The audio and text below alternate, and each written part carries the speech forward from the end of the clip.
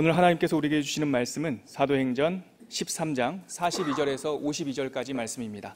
우리 함께 읽겠습니다. 그들이 나갈새 사람들이 청하되 다음 안식일에도 이 말씀을 하라 하더라. 회당의 모임이 끝난 후에 유대인과 유대교에 입교한 경건한 사람들이 많이 바울과 바나바를 따르니 두 사도가 더불어 말하고 항상 하나님의 은혜 가운데에 있으라 권하니라. 그 다음 안식일에는 온 시민이 거의 다 하나님의 말씀을 듣고자 하여 모이니 유대인들이 그 무리를 보고 시기가 가득하여 바울이 말한 것을 반박하고 비방하거늘 바울과 바나바가 담대히 말하여 이르되 하나님의 말씀을 마땅히 먼저 너희에게 전할 것이로되 너희가 그것을 버리고 영생을 얻기에 합당하지 않은 자로 자처하기로 우리가 이방인에게로 향하노라. 주께서 이같이 우리에게 명하시되 내가 너를 이방의 빛으로 삼아 너로 땅끝까지 구원하게 하리라 하셨느니라 하니 이방인들이 듣고 기뻐하여 하나님의 말씀을 찬송하며 영생을 주시기로 작정된 자는 다 믿더라. 주의 말씀이 그 지방에 두루 퍼지니라. 이에 유대인들이 경건한 귀부인들과 그 신의 유력자들을 선동하여 바울과 바나바를 박해하게 하여 그 지역에서 쫓아내니 두 사람이 그들을 향하여 발에 티끌을 떨어버리고 이고니온으로 가거늘 제자들은 기쁨과 성령이 충만하니라. 아멘. 우리가 어제 살펴보았듯이 비시디아 안디옥에서 하나님의 복음이 바울을 통해서 전파되자 그 유대인 회당에 있는 많은 사람들이 호기심을 갖기 시작했습니다. 예배 후의 분위기가 우리가 방금 읽었던 이 42절, 43절에 처음 시작하는 부분에 예배 후의 분위기가 잘 담겨 있는데요. 우리 다시 한번 읽어볼까요? 42절과 43절입니다. 시작. 그들이 나갈새 사람들이 청하되 다음 안식일에도 이 말씀을 하라 하더라. 회당의 모임이 끝난 후에 유대인과 유대교에 입교한 경건한 사람들이 많이 바울과 바나바를 따르니 두 사도가 더불어 말하고 항상 하나님의 은혜 가운데 있으라 권하니라. 아멘. 분위기가 굉장히 좋습니다. 바울과 바나바가 복음을 전한 후에 선교팀이 복음을 전한 후에 예배가 끝났는데 사람들이 또 청합니다. 다음 안식일에도 혹시 와주실 수 없겠습니까? 우리에게 이 말씀을 전해주시지 않으시겠습니까? 다시 재청을 하는 거죠. 잘했다는 증거입니다. 사람들이 굉장히 호기심과 호감을 갖게 되었다는 거죠. 더불어 예배가 다 끝난 다음에 보니까 웅성웅성거리기도 하는 것 같아요. 43절에 보니까요. 회당 모임이 끝난 후에 유대인과 유대교에 입교한 헬라파 사람들 같은데요. 경건한 사람들이 많이 바울과 바나바를 따라갔습니다. 아쉬움을 가누지 못하고 계속 묻고 대답하고 두 사도가 더불어 그들과 말했습니다. 그리고 항상 하나님의 은혜 가운데 있으라 권면도했습니다. 여러분, 권면하는 사이가 됐다라고 하는 것은 그 말씀, 메시지가 그들의 영혼에 이렇게 서로 교통했다는 반증 아니겠습니까? 그랬는데요, 분위기가 갑자기 반전이 돼요. 일주일이 지난 다음에 그 다음 안식일이 되었습니다. 어떤 분위기냐면 44절과 45절에 있는데요. 같이 한번 읽겠습니다. 그 다음 안식일에는 온 시민이 거의 다 하나님의 말씀을 듣고자 하여 모이니 유대인들이 그 무리를 보고 시기가 가득하여 바울이 말한 것을 반박하고 비방하거늘. 네, 그 다음 안식일이 되었습니다. 많은 사람들이, 성경에는 온 시민이, 비시디아 안디옥에 살았던 온 시민이 거의 다 하나님의 말씀을 듣고자 하여 모여들었다라고 좀 웅성, 살짝 긴장된, 사람들이 흥분된 분위기가 느껴지죠. 그런데 문제는 45절입니다. 유대인들이 그 무리를 보고 시기가 가득하여 바울이 말한 것을 반박하고 비방했다라고 되어 있습니다. 여러분, 이 장면이요, 물론 예루살렘에서는 유대인 지도자, 종교 지도자들과 예수와 예수의 제자들이 갈등이 있었지만 이 디아스포라 지역, 흩어진 유대인 지역에서 성경에 기록된 첫 번째 갈등입니다. 처음에는 근데 무작정 싫어하지 않았어요. 편견이 있었던 것도 아니고, 처음에 바울을 통해서 복음의 메시지를 전해 듣자 방금 우리가 살펴보았듯이 그들은 호감을 갖게 되었고 사도들의 권면도 받았고 다음 주에 와서 또 말씀을 전해주지 않겠습니까? 라고 그들에게 요청하기도 했죠. 그런데 지금 보니까요, 말씀 45절에 보니까 유대인들이 시기가 가득했어요. 그리고 그들을 반박했어요. 여기까지는 괜찮아요. 의견이 다를 수 있죠. 근데 그 다음에 보니까 비방까지 했어요. 저는 어제 이 말씀을 묵상하다가 이 45절에 잠시 머물러서 곰곰이 생각을 해봤습니다. 유대인들의 심사가 왜 이랬을까요? 뭐 때문에 불과 일주일 전에는 그들이 기쁜 소식을 들은 것처럼 기뻐하고 기대감을 갖고 호기심을 가졌는데 왜 갑자기 이들이 이 바울과 바나바를 반박하고 비방하기 시작했을까요? 나중에 보면 박해까지 했다라고 말합니다. 자기네들 스스로 아니라 자기 주변에 있는 헬라파 유력자들을 우리말로 말하면 꼬드겨서 부추겨서 이들을 박해까지 했다고 그래요. 왜 그럴까요? 저는 어제 이 말씀을 쭉 묵상하다가 갑자기 우리가 몇 주 전에 약 한 달쯤 전에 묵상했던 창세기 4장 말씀이 떠올랐어요. 가인의 모습이 이 유대인의 모습과 이렇게 오버랩되는 것을 어제 경험을 했어요. 하나님의 복음, 하나님의 생명의 복음이 흘러간 곳은 비시디아 안디옥이라고 하는 이런 물리적인 땅이 아니라 가인의 땅에 흘러간 거구나. 인간이 살고 있는 이 땅은 우리가 서울에 살든 부산에 살든 안디옥에 살든 지금 살든 2000년 전에 살든 인간의 땅이라고 하는 곳은 가인의 땅이구나라는 것을 깨닫게 되었어요. 가인의 컴플렉스가 뭐였습니까? 가인과 아벨이 같이 예배를 드렸잖아요. 그날따라 아벨의 제사는 하나님께서 받으셨는데 가인의 제사는 그날따라 하나님께서 그 마음에 선한 것이 없음을 보시고 물으셨어요. 너 그렇게 예배하면 안 돼. 내가 무슨 부적이니? 그냥 양 한 마리 잡으면 그냥 곡식 좀 갖고 오면 그냥 내가 다 받아주고 너한테 은혜를 베푸는 그냥 은혜 자판기니?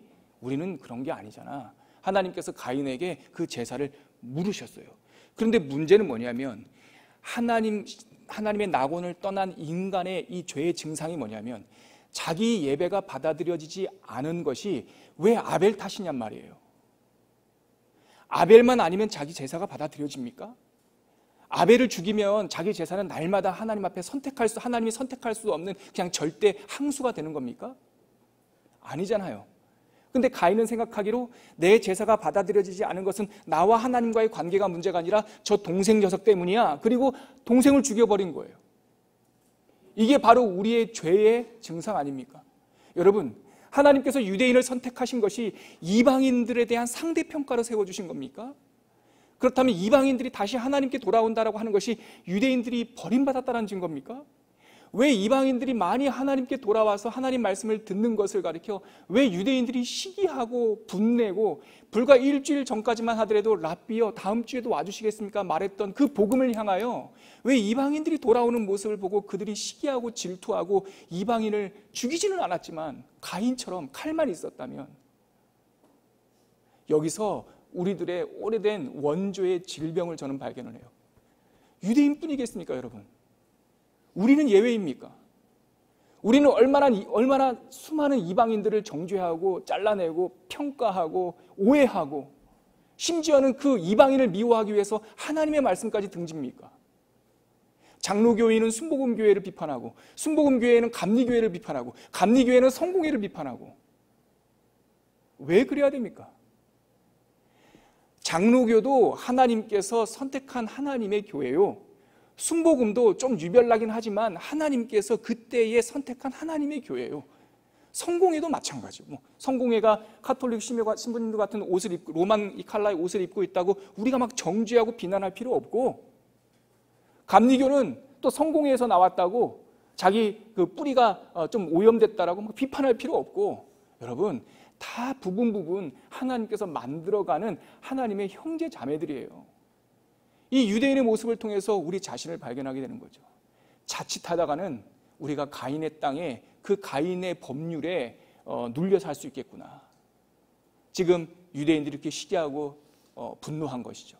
이 땅을 향해서 이 사람들을 향해서 바울이 다시 한번 정확하게 이들의 영적 상태를 진단합니다. 그것이 이어지는 46절과 47절입니다. 같이 한번 읽을게요. 바울과 바나바가 담대히 말하여 이르되 하나님의 말씀을 마땅히 먼저 너희에게 전할 것이로되 너희가 그것을 버리고 영생을 얻기에 합당하지 않은 자로 자처하기로 우리가 이방인에게로 향하노라. 여기서요. 지금 바울과 바나바가 담대히 이 반박하고 비방하는 사람들을 향하여 담대히 말합니다. 그들의 영적 상태를 지금 진단하는 거예요. 뭐라고 진단하냐면 하나님의 말씀을 마땅히 너희가 먼저 너희에게 전하는 것이 마땅하다. 장자니까. 역사적인 맥락 속에서 너희들이 선우를 따르자면 유대인 너희들이 장자와 같으니까 너희들에게 전하는 것이 마땅하다. 그런데 너희가 그것을 버렸다. 영생을 얻기에 합당하지 않은 자로 스스로 자처했다. 저는 이 장면을 보면서 다시 이 복음이 흘러간 땅이 가인의 땅과 더불어 무지의 땅이구나라는 것도 깨닫게 되었습니다. 무지한 거예요. 미움 때문에, 선긋기 때문에, 편견과 오해와 정죄 때문에 하나님의 귀중한 보물이 보물인 줄 몰라요. 이게 우리의 원죄의 결과예요, 여러분. 눈이 어두웠어요. 아무리 귀중한 보석이라도 내가 갖고 있는 어떠한 분노와 내가 갖고 있는 상처 때문에 그 보석조차도 쓰레기 취급해요. 유대인들이 지금 그렇게 하고 있는 거죠. 오래된 질병입니다. 이게 베드로전서 2장에 이미 예언된 말씀인데요. 한번 찾아볼까요? 베드로전서 2장 말씀입니다. 2장 6절까지의 이런 말씀이 나와 있는데요. 여러분들이 잘 알고 있는 말씀이에요. 성경이 기록되었을 때 보라 내가 택한 보배로운 모퉁이 돌을 세우노니. 근데 이게 번역이 좀 어려워가지고 이게 주술이 잘 안 맞는 것처럼 느껴져서 제가 현대인의 성경, 좀 쉬운 성경으로 그 본문을 갖고 왔어요. 베드로 전서 2장 6절에서 8절이에요. 한번 잘 들어보십시오. 우리가 무엇을 못 보고 있는지. 성경에 이런 말씀이 있습니다. 보라 내가 택한 귀중한 머릿돌을 시온에 둔다. 그를 믿는 사람은 부끄러움을 당하지 않을 것이다. 그러므로 믿는 여러분들에게는 그분이 가장 귀중하지만 믿지 않는 사람들에게는 쓸모없는 돌에 불과합니다. 이 말은 건축자들이 버린 돌이 집 모퉁이의 머릿돌이 되었다는 말씀과 그리고 어떤 사람에게는 걸려 넘어지는 돌과 바위가 되었다는 말씀과 같습니다. 이해가 되십니까? 좀 쉽게 우리가 이 뜻을 이해할까 싶어서 현대인의 성경 갖고 왔는데 표정을 보니까 거의 비슷한 것 같아요. 재차 설명하자면 이거예요. 성경에 이런 말씀이 있지 않습니까? 하나님께서 귀중한 머릿돌, 귀중한 보배와 같은 돌을 여러분들에게 주셨는데 그것을 믿으면 부끄러움을 당하지 않는데 믿는 여러분들에게는 그분이, 그 예수가 보배로운 보석이지만 믿지 않는 사람들에게는 쓸모없는 돌에 불과한 겁니다. 안 보입니다. 그래서 믿는 여러분들에게는 그 사람들이 버린 그 돌이 모퉁이돌처럼 기초석처럼 쓰이지만 믿지 않는 사람들에게는 믿지 않는 사람들은 그 돌에 걸려 넘어지는 거 아닙니까? 이게 바로 아담 이후에 우리에게 일어난 영적 증상이에요. 안 보여요. 뭐가 귀한지 몰라요. 하나님께서 복음을 주셨는데 그 복음이 보화인지 돌멩인지 구별이 안 돼요. 마치 유대인들처럼. 그러니까 마태복음 13장 예수님의 천국 비유가 저는 이해가 돼요.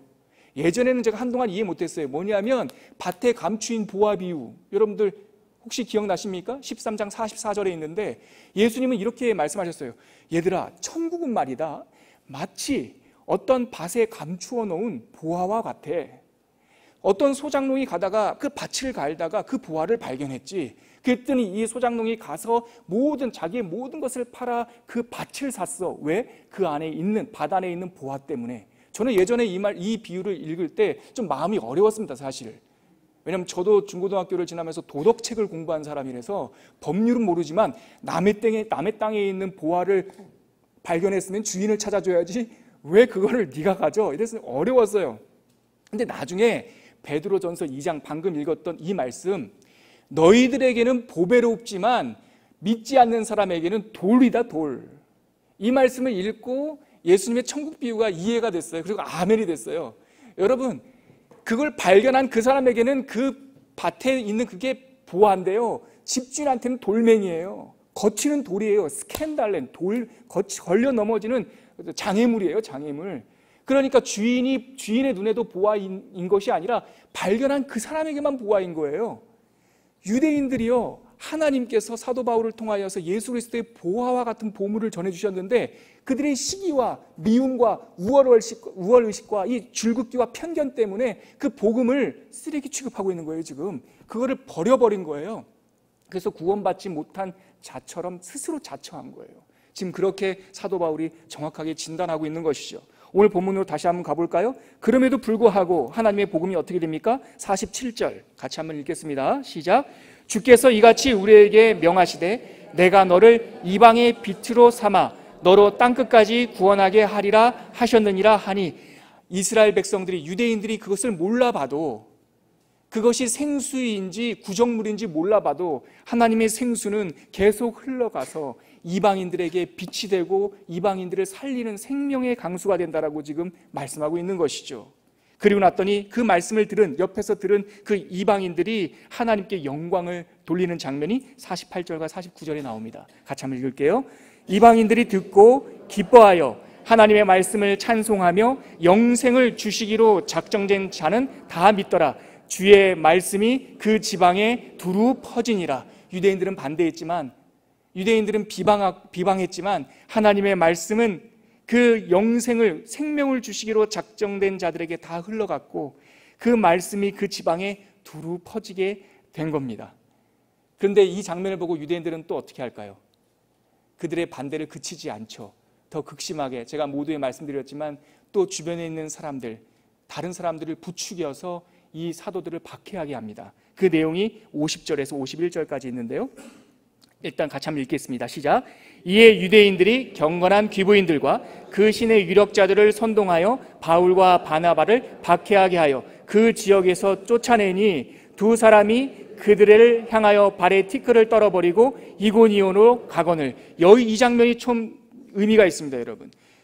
그 하나님의 말씀이 두루 퍼졌는데 하나님의 말씀, 복음을 반대하던 사람들은 그들의 반대도 그치지 않습니다. 그래서 50절 보니까 경건한 귀부인들, 경건한 하기오스귀네라고 이렇게 이름된, 별명된 이 사람들은 헬라파 이방인 여인이었지만 하나님을 너무나 사랑해서 유대인 회당에서 2등 유대인처럼 같이 하나님을 경외하던 사람들이에요.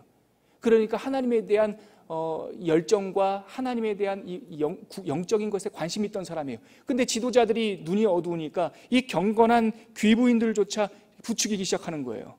진리의 등지도로. 그러고 나서 시내에 있는 유력자들을 또 선동했어요. 그래서 바울과 바나바를 박해했다라고 돼 있어요.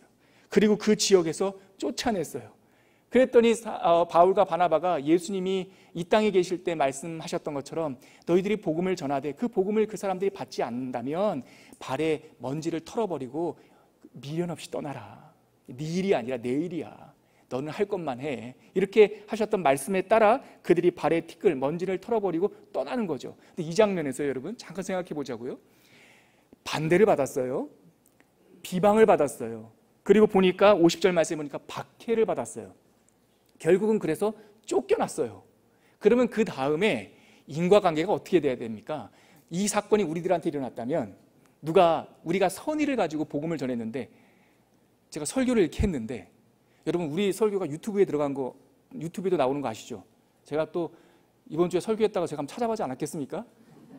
근데 꼭 거기에 와가지고 굳이 찾아와서 이거 누르시는 분들이 있어요. 좋아요 누르시는 분들도 계시지만 이거 누르시는 분들도 있어요. 이 사람들 유별나다. 뭐 듣고 이것까지 누르나. 다른 분들 이렇게 설교도 봤더니 꼭 3명이 있더군요. 그래서 제 설교에도 3명, 조목사님 설교도 3명, 안목사님 설교도 3명. 그분이 그게 업인 것 같아요. 그런데 그걸 보면 이거 별거 아닌 거 알죠. 아무것도 아닌 거 알아요. 그리고 어쩌면 신천지나 이단이 와가지고 그냥 막 누르고 갈 수도 있어요. 그리고 제 설교가 마음에 안 들 수도 있고요. 그런데 이게 40명인데 요거 3명인데요. 아주 공부가 덜 돼서 요거 3명 보니까 마음이 흔들려요, 여러분. 그렇게 여러분들 웃지만 여러분들도 입장 바꿔놓고 생각해 보시면 흔들려요.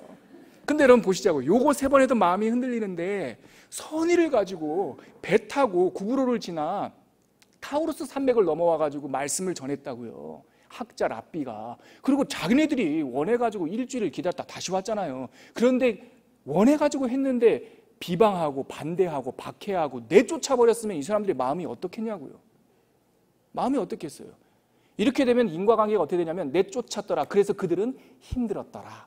하지만 힘을 냈더라. 이 정도 돼야 되지 않겠습니까? 그런데 이 결론이 참 재밌어요. 결론이 52절입니다. 같이 한번 읽겠습니다. 시작. 제자들은 기쁨과 성령이 충만하니라. 아멘. 저 이 말씀이 너무 좋았어요. 예. 위에 일어나는 일들은 우리의 일상사에서 일어날 수 있는 가인의 땅, 무지의 땅에서 일어날 수 있는 일이에요. 우리는 가인의 땅을 살고 있기 때문에 이 땅에서 반대도 받고 박해도 받고 오해도 받고 비방도 받아요. 그리고 우리는 무지의 땅에 살고 있기 때문에 저 또한 좋은 게 뭔지 헷갈릴 수 있어요. 요즘에 나라가 하도 어수선하니까 그래서 뉴스조차, 옛날에는 뉴스에서 말하면 그게 팩트인 줄 알았는데 요즘엔 뉴스에서조차 뭐가 진짜냐 막 얘기하는데 저 혼란스러워요. 뭐가 진짜인지 잘 모르겠어요, 솔직히. 무지의 땅에 살고 있다 보면 이 사람들뿐만 아니라 우리 스스로도 막 헷갈릴 때가 많아요. 그래서 우리는 늘 가인의 땅과 무지의 땅을 이렇게 여울 치듯이 살아가요. 그런데 52절에 있는 말씀이 우리들에게 희망입니다. 그러나 그럼에도 불구하고 비방받고 박해받고 쫓겨났는데 그들은, 제자들은 기쁨과 성령이 충만하니라 이렇게 되어 있어요. 그들은 기뻐하였더라가 아니에요. 여러분, 이거 잘 보십시오. 이 문장을. 기뻐하였더라. 의지적 결단이 아니에요. 그들의 능동적인 결단이 아니에요. 기쁨과 성령이 충만하였더라. 그러므로 성령을 누가 주신 거예요? 하나님이 주신 거예요. 기쁨도 누가 주신 거예요? 하나님이 주신 거예요. 이러한 박해 속에서 그들이 잘 공부하고 하나님의 믿음이 커서 이런 박해 속에서도 불구하고 기뻐한 것이 아니라, 쫓겨나면서 마음이 어려웠겠지만 하나님께서 그들에게 기쁨을 부어주신 거예요. 그들에게 성령 충만을 부어주신 거예요. 이 말씀이 하나님의 제자들이 살아갈 수 있는 힘이요 근거입니다. 우리가 가인의 땅에 있더라도 그 가인의 땅이라고 하는 그 어두운 물이 우리 안으로 침노하지 않도록 하나님께서 기쁨과 성령을 부어주시길 바랍니다. 우리가 무지의 땅에 있더라도 하나님께서 우리에게 눈을 열어주시고 우리 가운데 기쁨과 성령을 가득히 채워주셔서 이고니온으로, 빌립보로, 로마로 하나님이 우리들의 그 사명의 자리로 복음을 들고 나가는 저와 여러분들이 되시기를 주님의 이름으로 축원합니다. 같이 우리 함께 기도하겠습니다. 오늘 말씀을 붙잡고, 하나님, 제가 유대인과 똑같습니다. 제가 살고 있는 삶의 현장이 가인의 땅과 같습니다. 저의 안목이 무지의 땅과 같습니다. 보이지가 않고 뭐가 진실인지 헷갈릴 때도 많습니다. 하지만 하나님, 저희들의 능력으로 살아가지 않도록 도와주시고 하나님께서 부어주시는 기쁨, 하나님께서 부어주시는 성령의 충만함을 가지고 이 모든 세대의 이 통치의 그 법률과 이 문법, 이 세상의 문법을 이기면서 살아갈 수 있도록 인도하여 주시옵소서. 우리 이렇게 한번 함께 간청하면서 기도하겠습니다. 하나님 아버지, 은혜를 감사합니다. 복음을 전파해도, 선한 일을 해도, 하나님의 뜻을 따라 사명의 길을 걸어가도 하나님, 우리는 때로는 비난받고 반대에 직면하며 박해받고 쫓겨나기도 합니다. 하나님 아버지, 하지만 우리가 혹시 그런 사람들이 아닌지 스스로 자성하여 물어보게 하여 주시옵시고, 또 우리가 사명의 길을 걸어갈 때에 어떠한 반대와 어려움이 있더라도 하나님께서 부어주시는 하나님 기쁨과 성령의 충만함으로 이 모든 시대의 어두움을 이기고 앞으로 전진할 수 있는 하나님의 구원의 방주와 같은 삶이 될 수 있도록 인도하여 주시옵소서. 하나님 아버지, 오늘 본문 말씀을 통해서 유대인의 모습을 통해서 우리들의 얼굴이 비춰집니다. 우리가 유대인과 같았습니다. 정죄하고 판단하고 선 긋고 마치 저들이 믿으면, 저들이 잘 되면 우리는 못 되는 것처럼 열등감에 빠져있던 사람들입니다. 하나님, 우리를 치유하여 주시옵소서. 우리를 고쳐주시옵소서. 하나님의 기쁨과 성령의 충만함으로 모든 사람을 구원하시는 예수 그리스도의 복음 안에서 참 자유를 누리게 하여 주시옵시고, 어떠한 상황 속에서도 사명의 자리에 가서 어떠한 상황 속에서도 그 복음을 전하는 사람들이 되게 하여 주시옵소서. 이제는 십자가에서 우리가 당할 모든 비난과 아픔을 대신 짊어지신 예수 그리스도의 은혜와 하나님의 넘치도록 허락하여 주신 끝없는 사랑과 성령 하나님의 끝까지 함께하여 주시는 동행하심이 오늘 사도행전 13장의 말씀을 통해서 이 가운데 내가 갈라치게 한 사람입니다. 내가 미워한 사람입니다. 내가 무지한 사람입니다. 이 사실을 깨닫고 복음 가운데 눈을 뜨고 자유케 되고 모든 것을 회복하게 되는 빛의 사자로 살아가기로 결단하는 주의 백성들 위해 지금부터 영원까지 함께 계시기를 간절히 축원하옵나이다. 아멘.